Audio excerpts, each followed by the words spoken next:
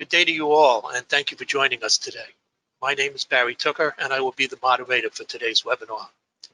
The payments industry is going through a profound transformation. Financial institutions are under pressure to connect and initiate transactions with greater speed, data transparency, and interoperability, all against the backdrop of a modernization to payments infrastructure at a global, regional, and domestic level.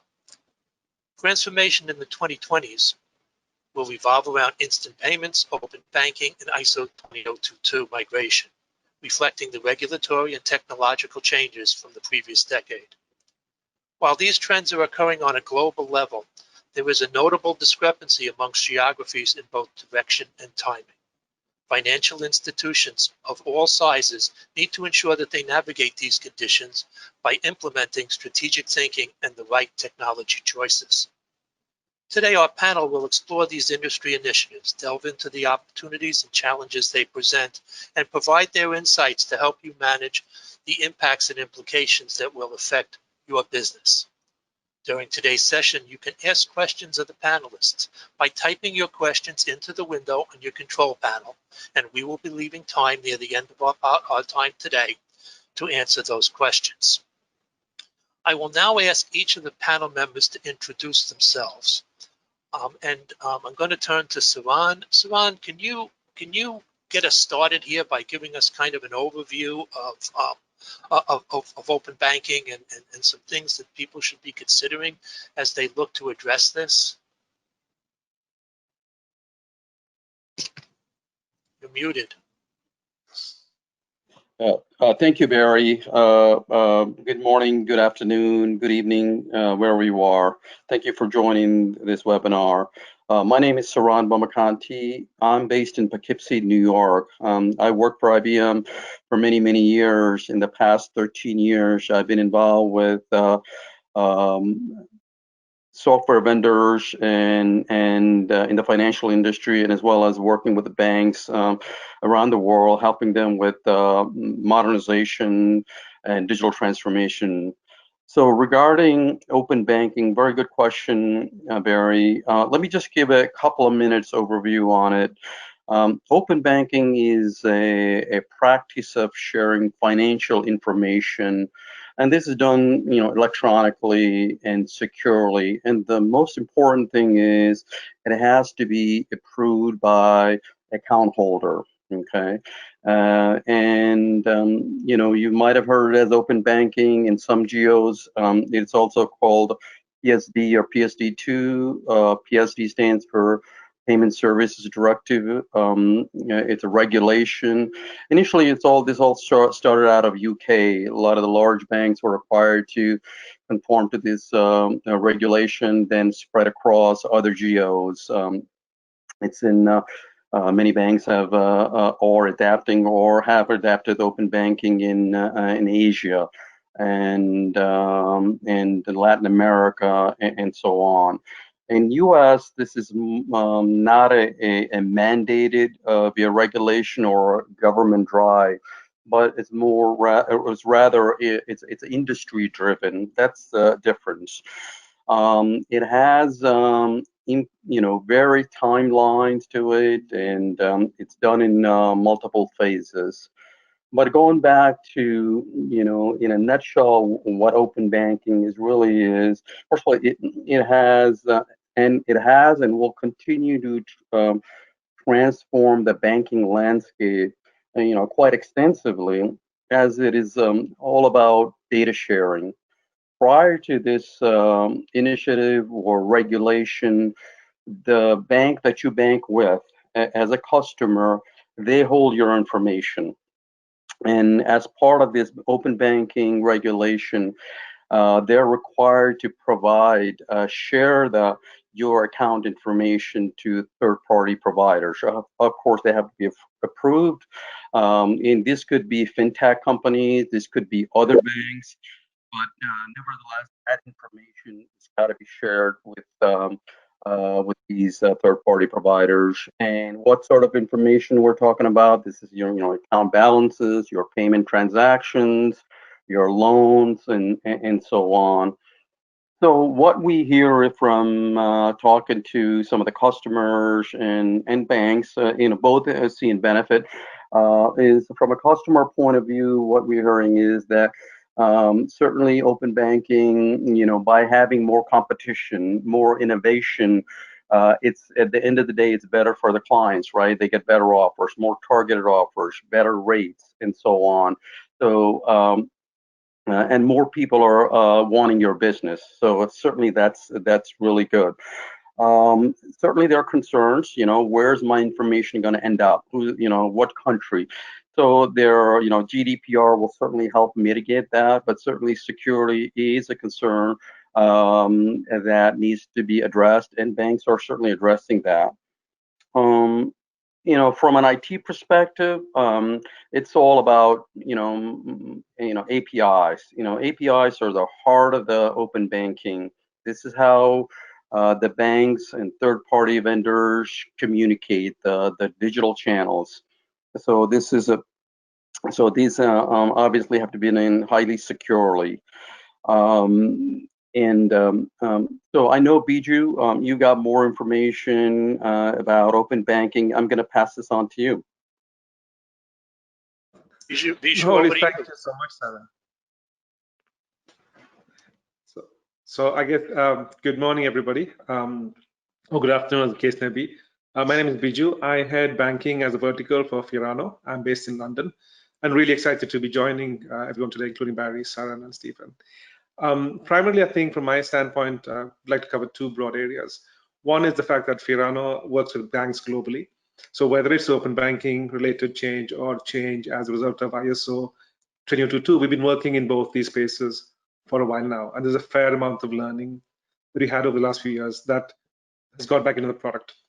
So I'd like to throw a bit of light on the things we're seeing in UK, Europe, and globally from an ISO and open banking standpoint. And the other part is really talk about this collaboration we have going with IBM, which we're super excited about, because it really brings together the best of Fiorano software with IBM underlying infrastructure to deliver accelerated compliance around open banking and transformation around areas such as ISO 20022. So coming to open banking itself, like I said, I'm based in London. I think I'm very fortunate to be able to have witnessed open banking as we went through very, very early stages, starting back in 2016. In UK, we very recently crossed 2 million active users. So that number is actually from Open Banking UK OBIE, which is the official implementation entity for open banking in the UK, which is supported by the CMA. But it's growing very, very well. Open banking is a success. Like I said, we just crossed 2 million active users of open banking powered products and services in the UK. Right? And if you look at the chart at the bottom, right? So we've shown you numbers from July 2018 through to July 2020. Right? So we've got a quarter by quarter growth. But that chart shows you API calls every month from the top 9 banks in the United Kingdom. So as you can see, what was initially 3 million calls a month just recently crossed 475 million calls. So open banking, there's no question about it. It is a success. And it's not just UK. So the chart on the right shows EU-wide numbers. Again, UK is leading with 583 million active calls. That's as of September. But most of Europe is not far behind. So the fact is, whether it is because of regulation or because of or market competition, open banking is here to stay globally. And it's not just a EU and UK wide thing, right? Australia has CDR, and we had the first recipient of CDR data. I think it was Regional Australian Bank in July. Latin America, we're seeing open banking sandboxes go live in Venezuela, in Colombia, Brazil, Mexico. Israel has adopted open banking. Canada has got CDF. We're seeing open banking in many cases extend to broader open finance to other verticals. But I think the bottom line is regulation or not, open banking is here to stay. What that means is, from a bank standpoint, there's a lot of technology change you need to think about. And people like Fiorano, we have the benefit of working across geographies, right? Bringing a lot of those accelerators to the table. And to a large extent, that's what our entire collaboration with IBM, and we've worked very closely with Sarah's team over the last 6 months or so, brings to the table, right? So Fiorano sitting on top of IBM helps banks accelerate multiple journeys. So on the one hand, there's open banking, compliance and compete. The second is ISO 20022, and there's a massive payments-led change that's happening all over the world as a result of SWIFT dictated ISO 20022 changes or broader MIs, market initiatives themselves. And the third one is composability itself, so helping banks change fundamental banking infrastructure to cope with this change. But anyhow, that was a quick introduction, but very, very excited to be here. And Steve, thank you both, Sarah and Bijou. Steve, over to you from a banking perspective. You know, where do you see things going, and you know, just what's going on the banking side? So Barry, and I can put it from two angles. I think one is as the service provider. So we are a financial institution at BNY Mellon, and I can think back to when I started early in my career. To me, open banking was being able to provide a corporate client or a financial institution client the information reporting about an account from another bank. And this was innovative in the in the 90s or late 80s when we said, hey, we're going to go to another bank, have them send us a statement in some kind of format. We'll take it into our system, make it look like ours, and then we're going to send it back to the corporate client. That way the corporate client or the financial institution only has to connect to one bank to at least get their information reporting. And man, that was innovative. We thought that was great. But the open banking concept, and Saren referenced this, Bijou talked about it, it's more than just information reporting. It's being able to access your account, not just for information, but be able to move your money. And that's the real trick. And I think that's the next step, at least from a US perspective, where we have to think about how we're going to be able to deliver that, how we're going to be able to implement it. And from the service provider perspective, it's exactly as Bijou and Saren are saying. We've got pressure from our clients. They're saying, hey, this is what we want. BNY Mellon, how are you going to deliver it? And that's where we're headed. We know that we can provide an additional value add to our clients to offer something like this, and it presents itself as a competitive advantage. We can provide this to our clients, this open banking, and deliver more services, and as Saren pointed out, get more information about our clients. So that's one aspect. And the other aspect, Barry, that I just want to touch on briefly is as a consumer. So, I'm here in the United States, and I actually have the benefit, or maybe disadvantage, well, maybe I'm going to look at it as a benefit, of working at a number of different financial institutions. I started as a teller many years ago. My bank got bought by another bank, and then I moved to a different bank. And so I've worked for a lot of different banks. And one trick that you'll find if you work in the banking industry is if you work for a bank, they make you open an account at that bank so that they can pay you. And that's where your money goes. So I have all these legacy employee accounts with Wachovia or now Wells Fargo. I have one with HSBC. I've got accounts all over the place. And what's the challenge for me? Well, the challenge is knowing where all my money is. How do I do it? So I got an app, put it on my phone. It was great, except some banks won't deliver the information to the app. I don't know. Just a quick little side story. The other day, I got a call from Capital One.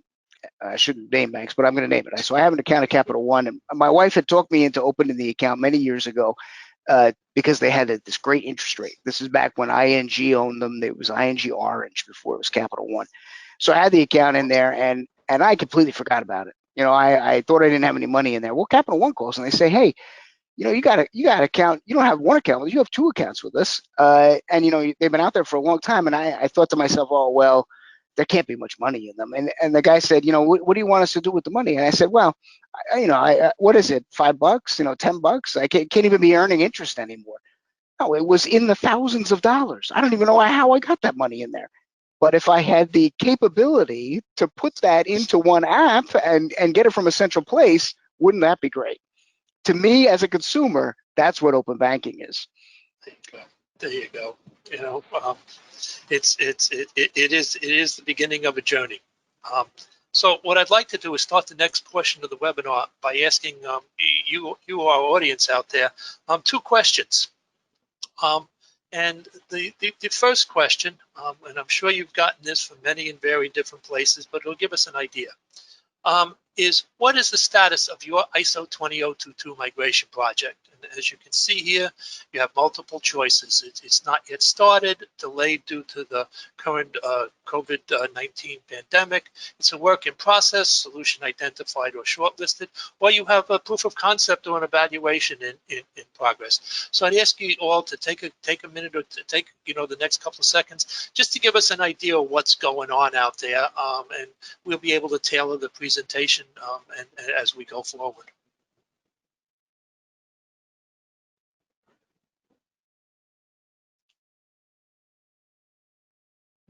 Interesting.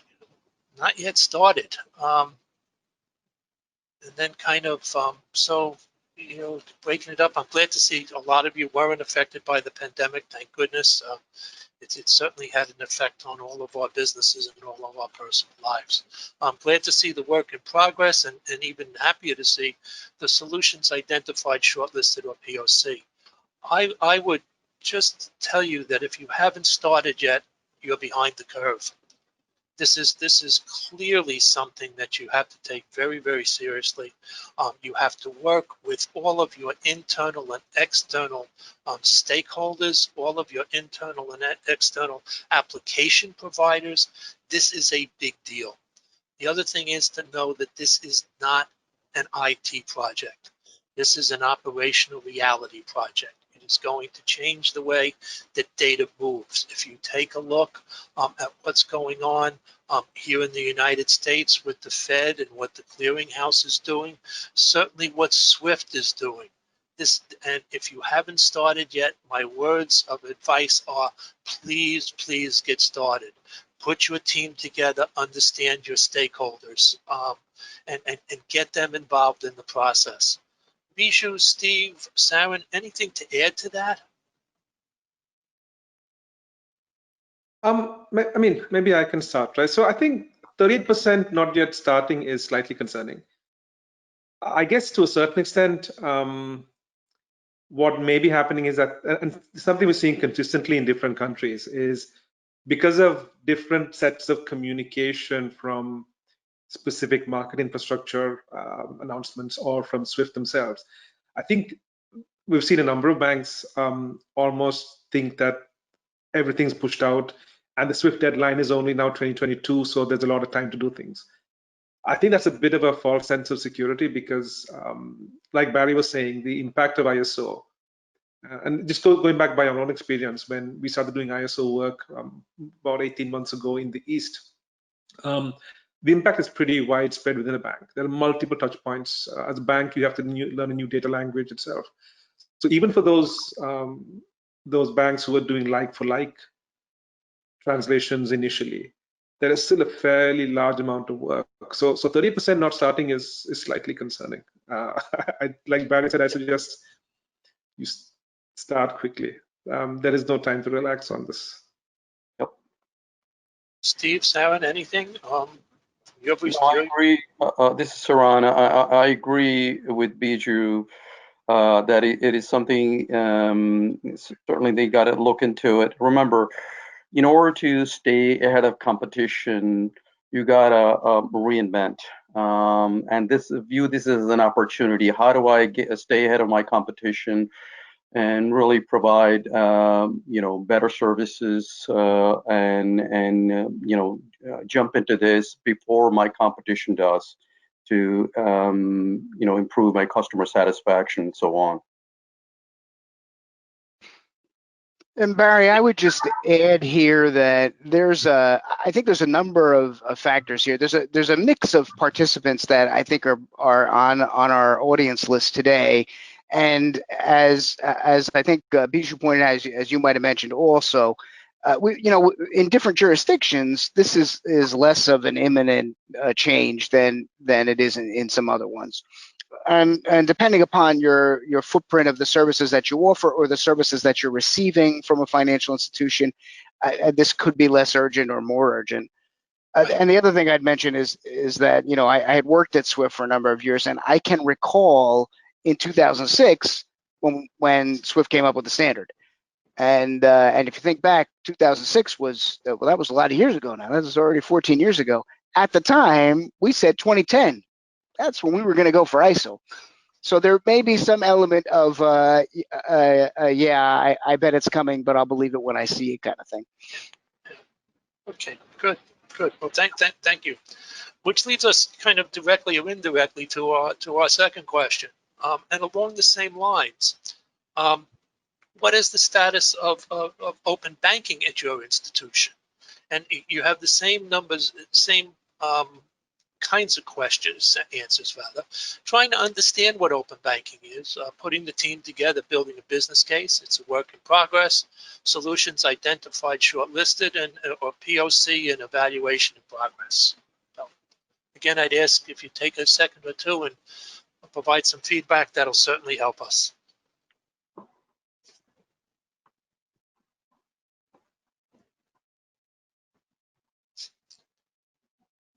Well, gentlemen, it looks like we have our work cut out for us. Trying to understand open banking.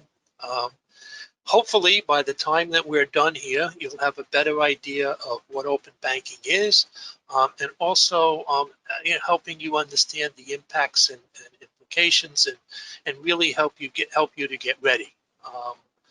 The other thing is, happy to see that with the work in progress and certainly the evaluations and POCs.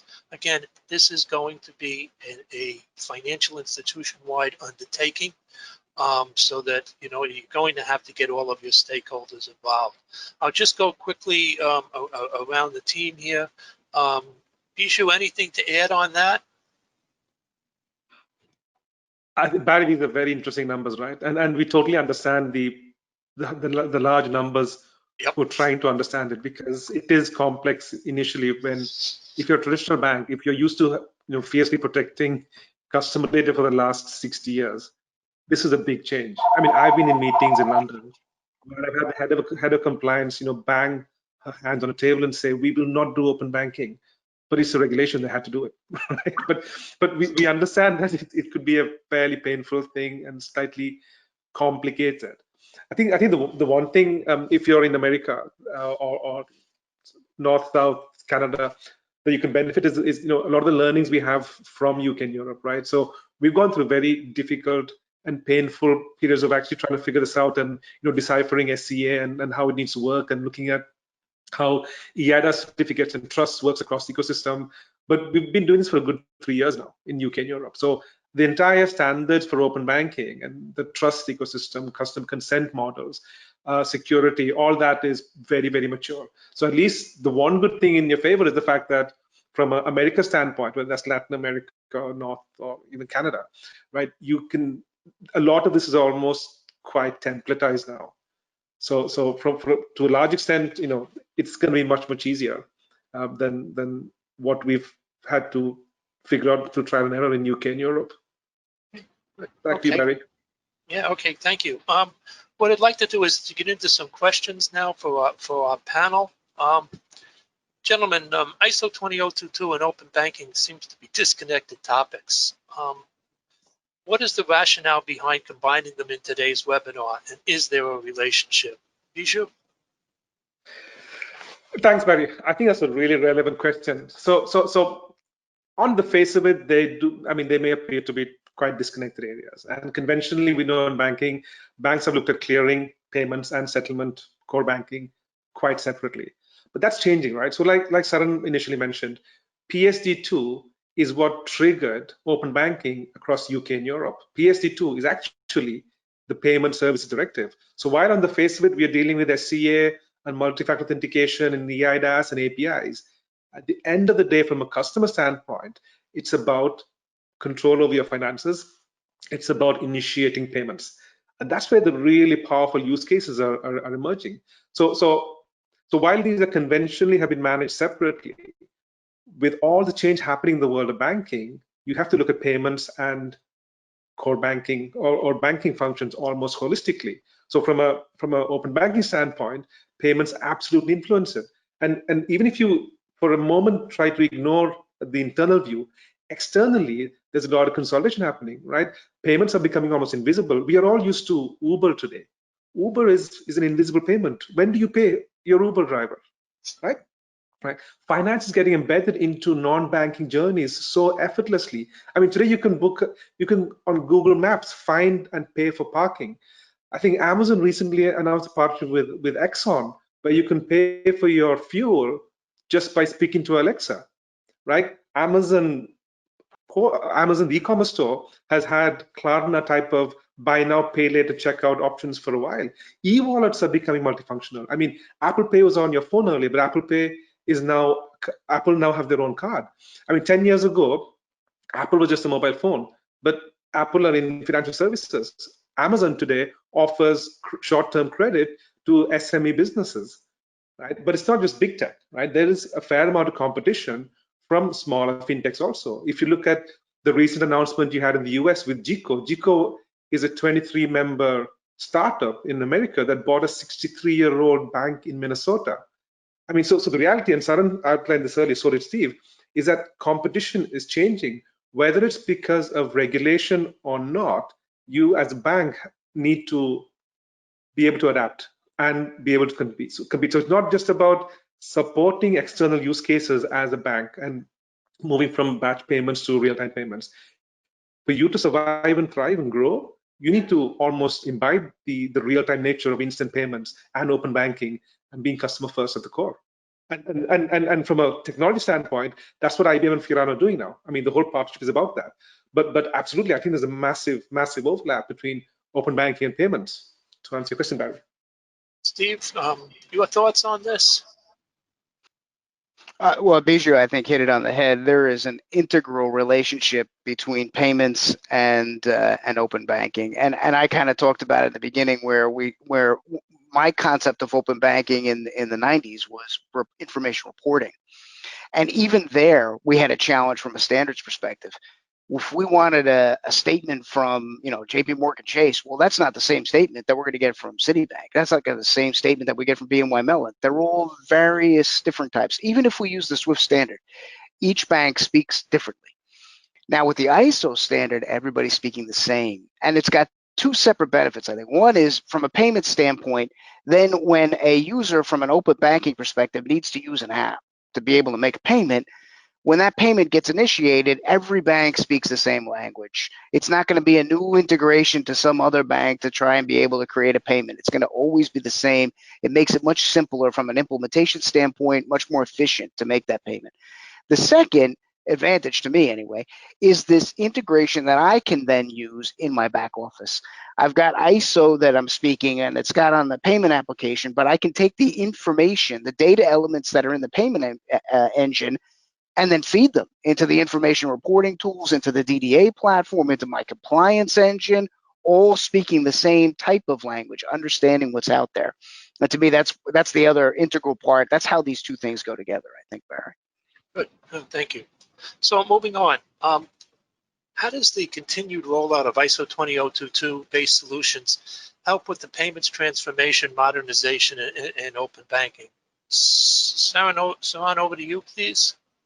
Yeah, sure, Barry. A lot of the points that Steve and Bijou brought up, totally agree, and that's really what's happening. Many banks that I interact with, my teams interact with, they're really taking a holistic approach when it comes to payments modernization, payments transformation. They're really looking at end-to-end payments value chain, right? Starting at the front end, where the users interact with, and the middle layer, and the back-end systems, and all the way to clearing and settlement gateways. So, the banks, what we are hearing is that they're using open banking as a way to really modernize their payment system, not just supporting the regulation, but really going beyond. How do I transition from the product-centric approach that was there for many, many years to more customer-centric, via, so that I can deliver more targeted products and improve the overall payments rails and so on. So that's and improve the security mechanism and the risk models and so on. And also they're looking at How do I enhance our ecosystem, the payments ecosystem, with all these new fintech companies? Whom should I partner with? So that's from the open banking. That's what we're seeing. And with respect to ISO 20022, again, both Biju and Steve hit it. I mean, they're speaking the same language. Prior to that, they were all different. There were many fractions. What that caused is delay. It was error prone, but speaking the same language, same structure. The straight through processing, STP, has really improved and will continue to improve. And this helps in terms of supporting the regulation, but also overall in terms of the overall payment processing, agile environment, and so on. By the way, one other thing, Barry, I want to add is related to the second question that I asked. I'm not surprised that a lot of people are not aware of open banking or want to learn more about it. One thing that we do, and we have teams around the world, is we can do workshops, spend a day or couple of days to kind of really help them understand what open banking is. But really beyond us, we bring in the Fiorano team and the IBM team, sit together, and what does it mean your bank, because while you're doing this transformation, you cannot shut your bank. So what does it mean when I'm modernizing? What impact does it have on the technically? What impact would have on the business side? So both business and IT teams are in the same room working with us, and we'll guide you through that, and followed by POC as well. That you do that's something we could certainly do. Biju, Steve, anything to add? Absolutely. I think the only thing is it's about harmonization, right? And standardization. So ISO fosters external harmonization. Sorry, ISO brings external harmonization, and what it is forcing banks to do is to improve the standardization within the bank. And there are huge benefits out of that, right? So whether it's APIs or microservices or cloud, these are all things that we know are absolutely required. And quite often we see, banks are not always at the forefront to adopt all of these latest technologies, and they're not even latest anymore. But I think what ISO is doing is almost forcing banks to implement technology that can make them as relevant as the fintechs are now competing with, and in the process, really abstract away from those limitations of old legacy systems, right? So eventually, from our standpoint, we see ISO as a huge opportunity. The opportunity will come once there is standardization across the board. But that standardization, like Steve was mentioning, absolutely is going to help banks. Steve, any additional comment there? Or? No, I think these guys captured it, Barry. Okay, good. Okay. So moving on then, how should a financial institution consider transforming and positioning their business models and operating strategies to account for these evolving payment initiatives? Steve, as the banker on the panel, how do you do all of this stuff? That's two separate questions, I think, Barry. The doing and the direction are they got to go. They go hand in hand. They go hand in hand. But first we have to set the direction. And I think at least when you first walk into it, it sounds big and it sounds overwhelming. And you certainly scared the bejesus out of everybody with the whole ISO. You got to get moving right away thing. I think, and it's the right message, right? It's coming and it's a big project, and you got to look at it. But I think you got to take it in little pieces, and that's the way that we're looking at it here. We've got to figure out what's the best benefit. Where can we tackle this in a little piece, and then get to the big pieces. How can we then move the whole thing? So. And there's a couple ways I think any institution could do it. We took a look at it from, I think, two different angles. One is the regulatory perspective. Where will these changes be required? Where are we going to have to offer something along these lines? And as Biju pointed out, as Saran pointed out, in Europe, we don't have a choice. These things are coming from an open banking perspective. It's not an option. we've got to deliver it. And that's where we started. We have to do the open banking there. The same with ISO. You already got to speak ISO when you're speaking in SEPA. You already got to speak ISO when you're talking in Switzerland, for example. So we had to put that in place. Then we take a look at where is it evolving next. We know Target 2 is going to be moving, so we've got a project around, all right, well, we got to implement ISO for Target 2. And as we develop that, we've got a core competency already. We've got people who know ISO because we had to do it already. We got people who understand open banking because we already had to start it. We keep that core center of expertise together. Now it's a new project. Maybe it's something that's different, right? Target 2 is not SEPA, that's for sure. But we can integrate that subject matter expertise in a project team to be able to move the ball forward as it relates to those types of topics. From a big picture perspective, we see how this is moving, and then we figure out how to deliver. All right, well, we know we got to do it for this. We've got another project, maybe to modernize some back office application. Well, how does that fit in? How is that going to match with this ISO system? And Saran had talked about this whole front to back. You got to look at it from the client perspective first. What's he talking about? How does this provide benefit to the client? And then take it and deliver it all the way through the back office. Well, the client wants this, so I know that the middleware has to be able to do this. And I know that the back office needs to do this. And from a compliance perspective, well, I've got to keep this in mind. All these things kind of fit together. And what starts out as a small thing and moves it at an enterprise level. Does that make sense? Was that a little too fluffy? It's okay, right? Oh, I'll defer to the other gentlemen. Bijou, Saran, anything to add on that? I think what Stephen said was perfect, and that's it's a really good internal view from a bank standpoint, right?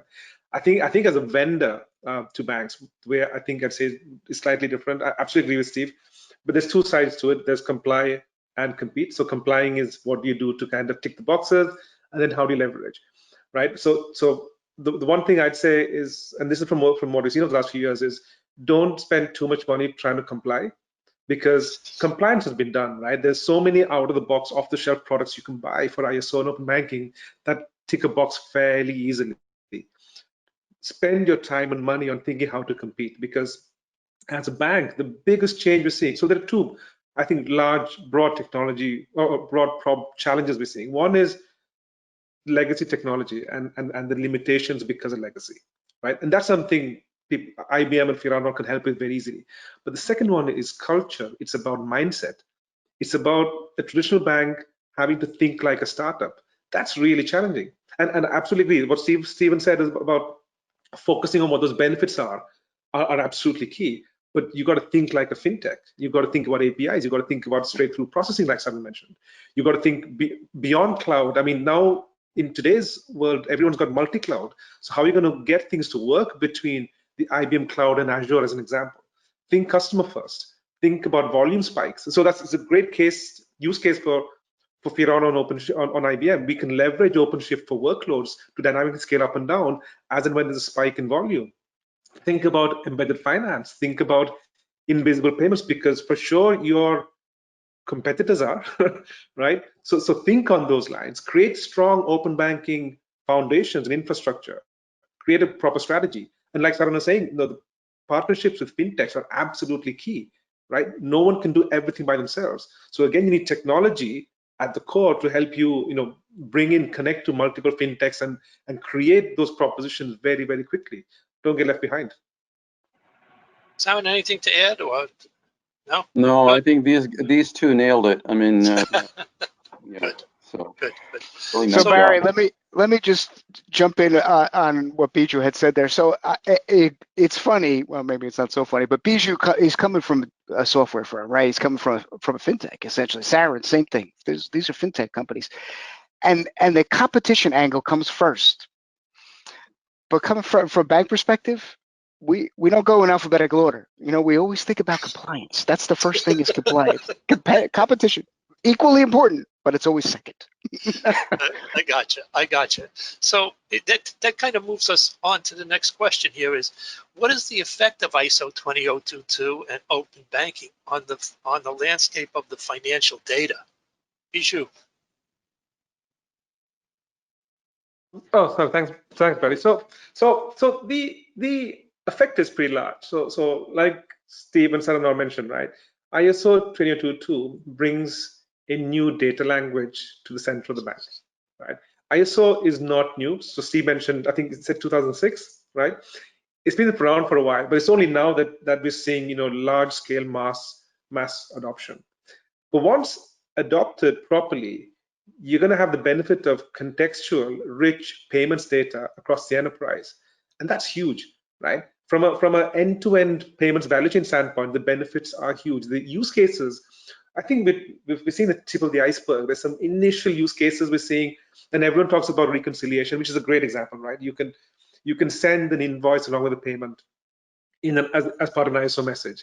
What it allows a bank to do is to reconcile at the edge, right? From a cost standpoint, there's a lot of money a bank can save by completely almost changing or getting rid of functions that just do investigation right now, because it's just not possible without ISO. That's a very, very simple use case. Banks have been looking at forecasting. I mean, there's a white paper we released along with Accenture a few weeks ago, and there's some fantastic use cases in there about just using ISO data to forecast better and provide better lending to corporates. I mean, there's so many benefits. So it's not just about faster payments and instant payment and doing things faster. It's about value in the data. And if you look beyond the tech itself, right? Banking is becoming almost embedded into a lot of systems. So even for fintechs to create new propositions that are cognitive and use AI, again, all that can work if there's the right data. Without the right data, nothing's going to pan out properly. And ISO is the one platform, ISO 20022, that actually brings standardization across the world for banking. I think it's phenomenal. Good. Which brings us to our next audience poll question, and that is, what are the top challenges what is the top challenges in the implementation of your ISO 20022 and open banking in your institutions? Ensuring proper security, ineffective data and information sharing, the need to integrate the newer technologies, or all of the above?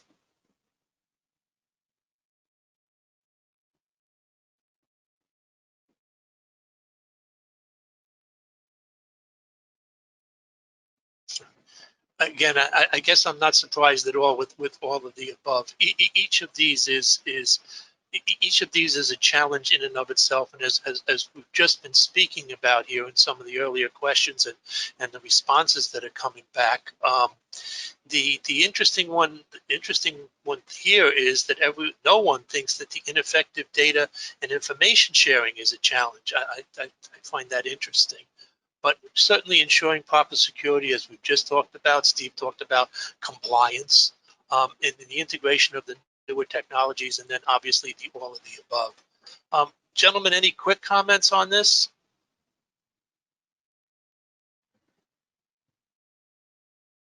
So Barry, this is Steve.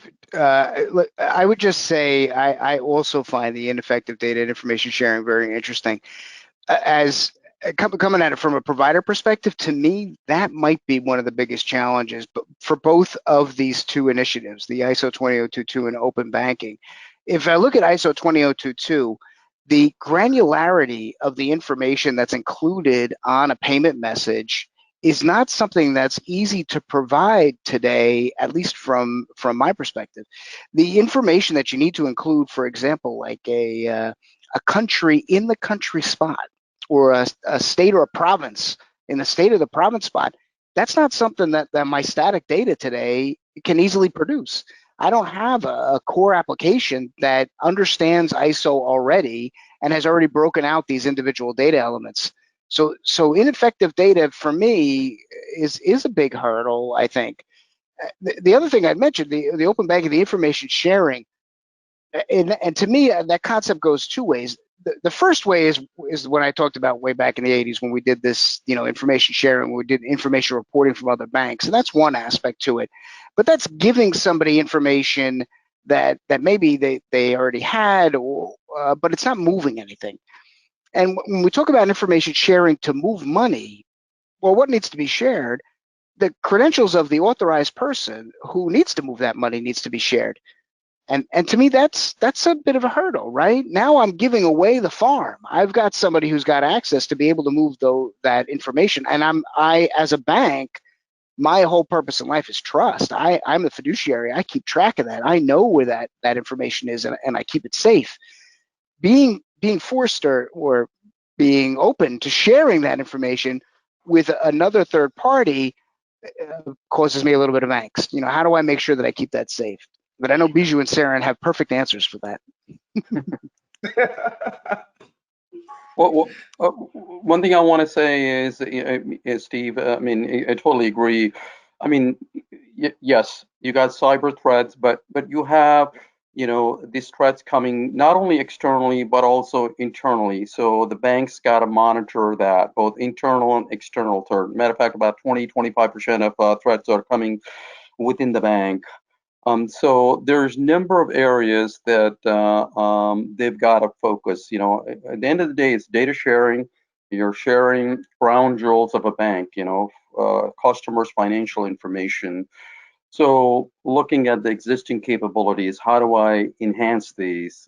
Starting with the fraud detection, starting with the KYC, more stringent AML process and all of those things. I think that those are the areas, got to be looked into and enhanced to where it need to be.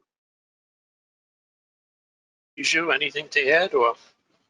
No, I think Steve and Sarah covered it really well. I'm slightly surprised that everybody is with 0% on data information sharing. But I don't think I have anything to add. Okay. So moving right along then, what are some of the IT challenges financial institutions need to overcome when implementing an open banking and ISO 20022 solution? Bijou, I'll come right back to you. Thanks, Barry. So I guess from an ISO standpoint, the number one challenge is going to be learning a new language. ISO 20022, like Steve outlined, is a very detailed language, and most likely most of a bank's current systems are not ready to speak that language at all. So there's the need to understand the language itself, and whether you as a bank have the option to work with a slightly 1 or 2 year like-for-like period before you go to full-fledged migration, or if you're going to do something like T2S as an example, which is big bang on day one, there is a new language to learn. Legacy technology is a problem. Integration is normally a problem. Extracting data is a problem. Clean data is another problem. And I know Steve has a few things to say about that, right? Bad data is a problem. Non-standardization is an issue, right? And it's not just Swift ISO. ISO is not just one standard, right? I mean, it is one standard, but when you think about complying, it's not just with the Swift CBPR Plus format, which is a big one to cover anyhow, but the Fed has got their own version coming out. I mean, there are multiple payment schemes, there are multiple MIs that have got their own version of ISO that needs complying with. And like Steve was saying earlier, when you go from SEPA to Target 2, it changes, right? So there's a lot of rethinking as a bank to do when you think about ISO. And then open banking is a whole different ballgame, because then you've got data to be exposed and on a day-to-day basis. So your performance thresholds are very, very different, right? The uptime requirements for APIs to your competitors are extremely high. And it's not just API availability, there are also very, very stringent thresholds on API responsiveness, right? So there's a bunch of things to think about. A lot of them quite often can point back to legacy technology. And that's where, again, IBM and Fiorano will help massively. But there's quite a bit to do. Saren, anything to add at this point? No, I think Bijou covered it. I mean, the way I look at it is, I mean, there are banks that have payment systems that go back, 3 decades, 30 years, and in trying to integrate that is a challenge. You're not pointing any fingers, Saren. And the way I look at it, it's like ripping up your electrical, the wiring system at home and then reinstalling a new one. So it takes a lot of work. You need experienced players in here, a lot of planning, and you got to get it right. And the people who have done this day in and day out, they need to be, working with you guys to help you transition. So it's a lot of planning associated with this work. And Steve, anything? Or So just a couple of things. So the first, yeah, the 30-year-old systems, I can speak from experience, and there's good reasons. We keep them in place because they don't break. They're Right. they're fit to purpose, but they won't be when this new technology comes out. And that's one of the key things. We've got to look at those strategically and say we need to come up with a plan to get something up to speed. The point that Bijou had made about this integration with the other applications, there's two aspects to it. The one is that the systems just don't have the data in the right places the way that we need it today. It's not there. And I think we need to think strategically about how we're going to get it in there. So he had talked about that data entry thing. And I think that's going to be a challenge too. It brings to mind a story that I had heard in fact, at another panel at one of the BAFT events, where there was a compliance consultant who was talking about a client that she had where they were asking an account holder at the point when they were opening the account to identify their profession. Tell me what you do, because that's part of our KYC. We have to know what they do for a living. And this particular client had a vast preponderance, a huge majority of astronauts, and they weren't in Houston. Why do they have so many astronauts? Well, it turns out when you fill out the form, it's a drop down, and the first choice was astronaut. So everybody was just picking astronaut and going on. And I think, and while it's a kind of a funny story, it is something we got to be concerned about from an ISO perspective. When we start filling out the static data for clients, I don't want them to all be coming from Austria, because that's the first drop down when they got to pull out the country. We got to figure out a way to do it intelligently where we're capturing the correct data. actually, you had me thinking there, Steve. The first thing when you said Austria, I'm thinking, well, wait a minute, Andorra is probably the first on the drop down list, but That's I couldn't think fast enough, Steve. So, kind of moving right along, and in the interest of time here. So I'm going to ask a two-part question. Is open banking as safe as online banking services we've used for years? And then secondly, why would you allow your competitors to access your clients' data? So kind of 2 points, but go round. Steve, I'm going to stick with you there for a second on both of those. So shoot, Barry, because I forgot the first question already. Okay, the first question is open banking as safe as online banking services we've used for years? So this is a Sarin thing, and I know Sarin's going to say absolutely. It could be made as safe. From my perspective as a consumer, I think I am more comfortable going to my bank's portal than I would be using the app that I have on my phone to move money. For reporting, yeah, I might be okay with both of them, but to move money, I'm going to have to cross a threshold. I trust my bank. I know my bank. I know from a regulatory standpoint, if they mess it up, the regulator's going to slap them around. From a fintech perspective, I need to build that assurance that we're going to have that safety net. And now the second point that you had made, which was the competitors' data. Why would you share? Yeah, because I don't have a choice. Right now, that's not an option for me. I've got my client coming to me saying, I need you to do this, or I'm not going to be banking with you any longer. And I've got that pressure. Now, from an altruistic standpoint, as a bank, we want to provide what the client has. This is going to provide us not only with a platform to retain the clients we have, but be able to build our clients and get more clients that maybe another provider cannot service this way. And Sarin, I'm going to kind of throw a curveball at you a little bit here, if I may. How do products like Linux One and the HyperCloud help provide the right infrastructure and the key qualities needed to support the open banking? Sure, Barry. I mean, what we're seeing is working with these banks around the world, my team and other teams across IBM, is they are preferring to go and leading with hybrid cloud model, right? For various reasons. You're seeing, for security reasons, and we kind of talked about that quite extensively here, but also data residency reasons. So hybrid cloud model has been the preferred model for modernizing their core systems. When we talk about core systems, we're talking about could be core banking, could be core payments, or even core insurance, and as well as cloud native applications. So the net of it is you have to have the right infrastructure. And what we had done is earlier this year, as most of you know, IBM had acquired Red Hat. Working with Red Hat, we had delivered OpenShift container platform for IBM Z and Linux One. So what this does is this brings together industry's most comprehensive enterprise container and Kubernetes platform for payments modernization. And what we have also done here is working with Fiorano, not only getting their app optimized on the platform functionally, but we wanted to make sure for payments, things like scalability is very important, right? You need to be able to handle those spikes. You need to have the right response time. You need to be highly available. Banks are 24/7.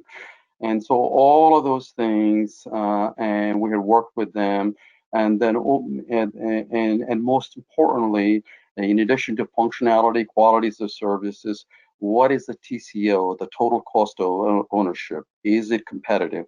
So we put a lot of effort there. If you could move to chart 2, Barry. I also want to stress the security part of it. This is we really highlighted security because, again, we're sharing customer data across third-party providers and other banks and so on. So and we, as a customer, you put a trust in your bank, and then you're expecting your bank to do the same, right? And therefore, you need to protect that data.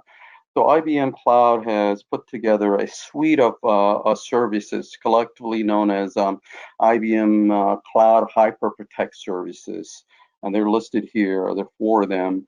In a nutshell, what they do is they're there to protect banks' data, and this includes customer data. This includes applications, and not only protecting it at rest, but this is protecting the data in flight and network. So you have 100% protection, and a very important part of this overall supporting the open banking initiative and ISO 20022 transformation. Great, thank you. Can I add to that, Barry? One point to add, right? So I think what Saran said is really important, right? So we are super excited about the partnership with IBM. So everything Saran said is spot on, is absolutely critical from a security standpoint. But to go back to your earlier question, open banking by itself provides a lot of security in terms of the way we lay out SCA, the way we manage MATLS, OAuth 2, OIDC, EIDAS certificates. There's a bunch of things that by themselves make open banking absolutely, actually more secure than your internet banking right now. On top of which, Fiorano on IBM provide a whole more set of additional set of security. I think it's a really, really good combination partnership. Absolutely, yes. All right, we're running a little bit short of time, so kind of a lightning round, if I can, okay? And a question that came from our audience. In the UK, the RTGS integration of messaging standard ISO 20022 is on a 5-year roadmap to full implementation. Under a new national payments architecture, starting with the CHAP system, why is it taking so long? All right, lightning round, gentlemen. It's a really good question. It's a question I've wondered myself for a long time. But as an example, Steve said ISO should have been live in 2010 as per original plans. So a lot of these things have been moving forward. I mean, we know what the NPA are doing in the UK. I agree, it should be quicker. But beyond that, I don't think I should be quoting on behalf of the Bank of England right now. Saran, any thoughts? Not really. I mean, yeah, I'll go with what Biju said there. Steve, as the banker, and I realize you're not in the UK, but going with your depth and breadth of experience, Why do you see this taking so long? It's a big rock to move. Even in an environment like England, where there are not that many banking participants, it is still there's a significant financial investment, and because it's changing the way that the information travels, there's an underlying business process that needs to be thought through before a change is made. Moving slower is probably not a bad thing in this case, I would say. Gentlemen, Also, the thank governments are involved here. There you go. Just in closing, I'd like to thank all of the folks who joined us today, and really thank you, gentlemen, Bijou, Steve, Saren, for really all of your insights and your information. And with that, I wish everyone a good day, and we look forward to having you join us for future webinars. Thanks again. Continue to be safe. Thank you all.